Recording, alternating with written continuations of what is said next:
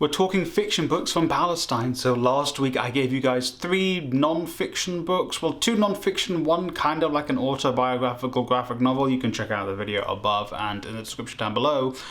So this week I'm going to be giving you 3 fiction books for you to read all about and in Palestine. So you can check out the books in the description down below from bookshop.org and another place, or you can get your books from the local library, but let's talk about them. So the first book we're going to be talking about is Mornings in Jenin. I think this is the first book from Palestine I ever read, even before I read any non-fiction either. I don't remember where I got the book. I think maybe a family member had it and they gave it to me. I'm not 100% sure.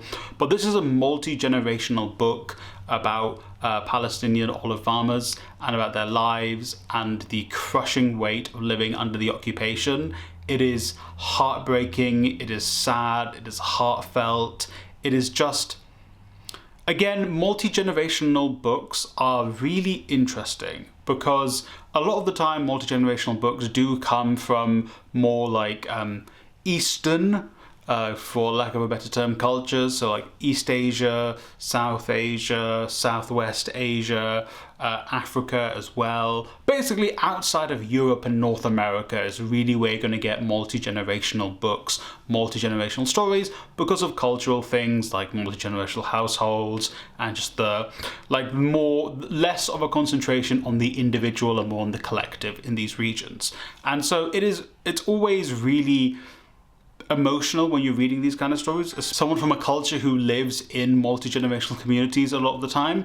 But this in particular layered on top of the story of the Palestinian people. Again, a lot of the things written in this book are things that actual Palestinians experience every single day, and so it adds to that just emotional heft and weight to the book, and I really recommend it. It's not, I think none of these books are for the faint of heart, but this one, you know, especially if you're someone who's very connected to your family, I would very much really tell you this is going to be like a heart-wrenching read, as all of them are really. Book number 2, The Dance of the Deep Blue Scorpion. Actually, this book is really out there. It's very abstract, it's very different.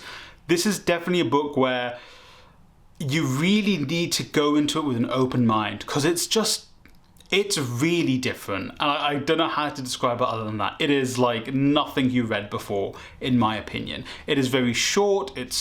I don't know, I have a hardcover version, so I can't really describe how long it is, but it's a very short read. I read it in a couple sittings, and it's just, you can tell the story in itself is about a family and a young man growing up in Palestine and his family and living under the occupation. All of them are really about living under the occupation and the tragedies of it. But it's so abstract, it's so out there.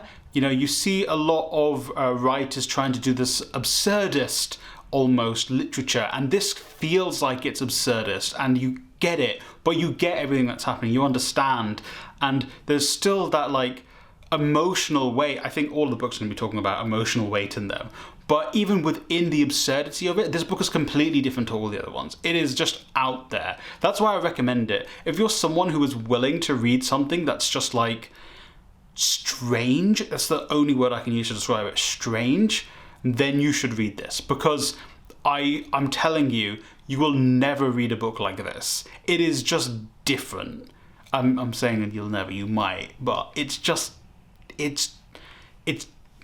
different. I can't say anything else than that. And the third book is Minor Detail. Minor Detail is actually a book that the book club that my members are a part of, we read together. And the video review of it is coming out next week. It's coming out during the week. So if you want to get that video review and you want to be part of the book clubs going forward, you can become a member. I'll talk to you more about that at the end of the video. But Minor Detail, you probably know it. It was in the news because the author was meant to get a prize in Germany, and then because of everything that Israel has been doing to the Palestinian people, they decided to rescind giving that to the author, and then people were like, oh, I'm going to go off and read this book. And this book it's a difficult read in multiple senses. It's a difficult read in the way that it's very visceral in the way it talks about the events that happen. I don't want to spoil the books. I haven't spoiled the other two. I want to spoil this, but there's like 2 different time periods the book is divided into, 1948 and the present day. So I think about the time this book was written, 2017. At least it feels like that. And so between those 2 periods, there's 2 different but interconnected stories going on. And the things that are described in both are very visceral. The first half is very like chilling and like I don't know how I'm gonna get my opinion sorted for the review, but it's just very chilling and like gripping. And the second half, it's like you're drawn into what's going on, and then something big happens at the very end, and you're like, what? And so, like, this is more like a chilling story, and this is more of like a thriller story. And those aren't the perfect words to describe the 2 halves, which are interconnected. But it's like a good way of determining the 2. Obviously, you read it in the order that it's presented to you, but that's how it's split up. And I'm going to give my full thoughts in my video that's coming out next week for the members. So if you are interested in becoming a member and you want to know my full thoughts on this book, you should. But the 2 are the whole story.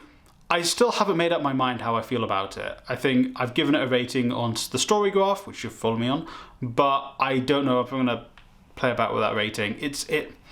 I do have some critiques, but overall I think it's like a book you should read. But this especially is one that you have to be feeling very emotionally robust to read it, because I had to put it down and just like, wow, okay, a few times. So that's a warning for minor detail. So those are the 3 books that I recommend. The latter 2 are quite short. Mornings in Janine is a little bit longer than the other 2.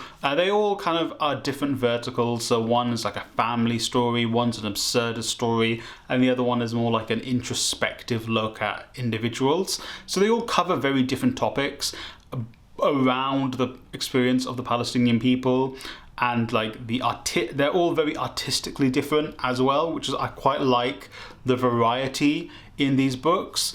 But also, before I leave, obviously me telling you to read these fiction books isn't, going to change everything, isn't going to change the world, but I hope it helps you kind of understand the Palestinian people and their art, and inspires you to create art and anti-colonial art in particular.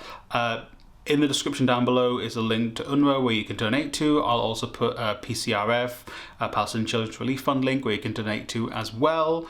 Also, I might link to my other channel, my politics channel, where I talk about Palestine and what's going on in Palestine and other things politics related in more detail, if that is something that interests you, or you can find that on my channel.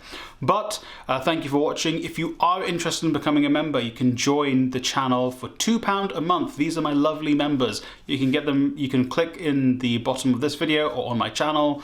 Members get special videos, get to be part of the book club, they get emojis, they get badges. It's really cool. It's a fun little community space we're building. So if you're interested, £2 a month, and hey, you'll get the minor detail review coming out next week. If not, I really appreciate you getting to this part of the video. Thank you for watching. Like, subscribe, share the video with a friend or family member, and hey, I hope you read a great book today.